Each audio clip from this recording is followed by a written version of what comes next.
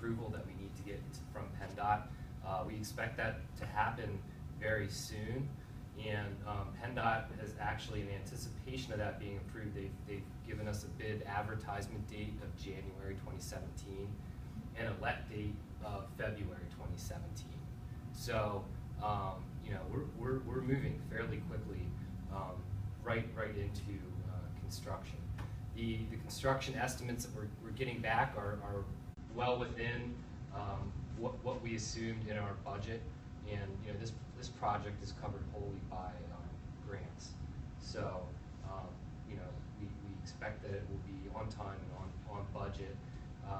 We also, at last month's Borough Council meeting, we approved the selection of a construction inspection firm, which is a requirement by PennDOT. Every PennDOT job has to have a construction inspector on site. So Michael Baker International was selected through PennDOT standard selection project, which consists of several members of the borough staff independently ranking the firm's proposals based on their previous experience and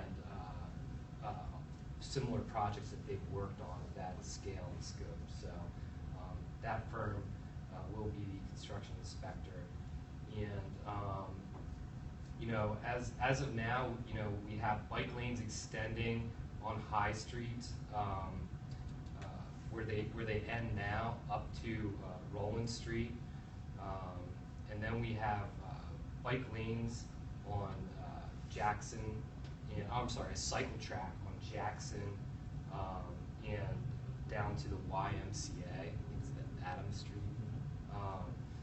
And then we have one-way bike lanes on York and Johnson from High Street to 8th, and then a Sharrow on Oak and Evans and Franklin. A Sharrow is a share the road, so it's a marking at every 200-300 feet on the roadway, and then signage also that would come along with that. So that's where we are with this project. So hope to see some activity here at the beginning of the year. Thank you, Justin. Justin, I do have a quick question. Sure. Because York and Johnson were taken out of phase 2, so did that get jumped back in again with the one-way and the lanes? Yeah, as far as I know, there are one-way bike lanes on portions of York and Johnson. I have the plans if you want to look at them. I have them with me here tonight. Nothing has changed, Councilor Miller, from our last discussion when it was changed from the original concept. So we're within the design you were hoping for.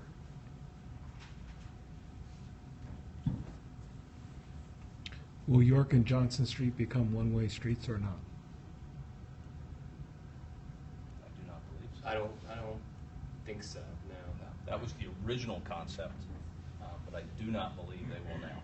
Okay, so that's what I was. Yeah, because we would have already been preparing to make those changes in advance of this project, if that were the case. So. Will any streets become one-way as a result of this project?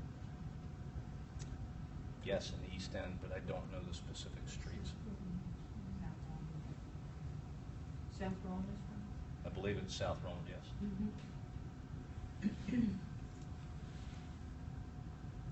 And let me just go back to York and Johnson. Is that going to be just known as shared road, or are they actually painting lines on the street? York and Johnson will actually have a bike lane on it. MB2A. According to, there'll be a bike lane on one side of the street for either, I guess, is that east or west direction, and then on the other street it'll go the other way. So there won't be two bike lanes on the same street. There'll be one bike lane going one direction, then on the other street another bike lane going the other direction. Will any parking be eliminated as a result? I think we looked at the numbers and there were very few spaces. I mean, this is a lengthy system, 2-3 mile system, and I think we're losing 8 to 10 parking spaces, somewhere in that range. So that's something we really tried to minimize the loss of any parking. Are the bike lanes up against the sidewalk, or are they moved out into the street? It depends on the situation that they're in, and what the requirements are, the PennDOT requirements are for that particular street, what the widths are. So in some cases it varies. Like I know along High Street they're outside of the parking area, kind of like we have here. Because if you have them inside of the parking area, then you're gonna lose that whole street of parking, correct? No, I mean we're not losing entire blocks of parking. Like, I mean I can tell you that.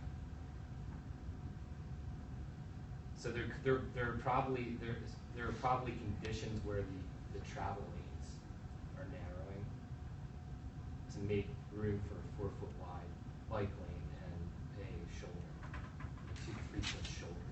Because in a lot of these streets, when they looked at them, the travel lanes were excessive widths that really weren't necessarily needed. And I think to meet PennDOT requirements, you only need an 11 or 12 foot travel lane in those cases. So. I gotta look at the plans. Yeah, and I apologize. I haven't been, coming into this at the end. I don't have all the details in my head, but I do have the plans with me. So if anyone wants to take a look at that, I'd be happy to go over them with you. Thank you, sir. Any other questions? Thanks. I know Borough